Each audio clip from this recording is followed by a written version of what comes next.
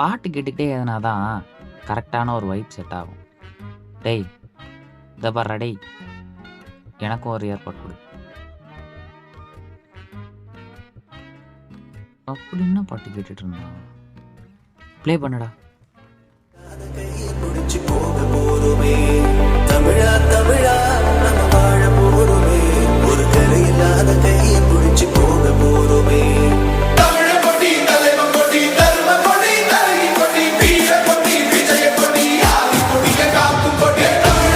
அவன் கேட்கிறான், இவங்க நல்லா இருக்கு.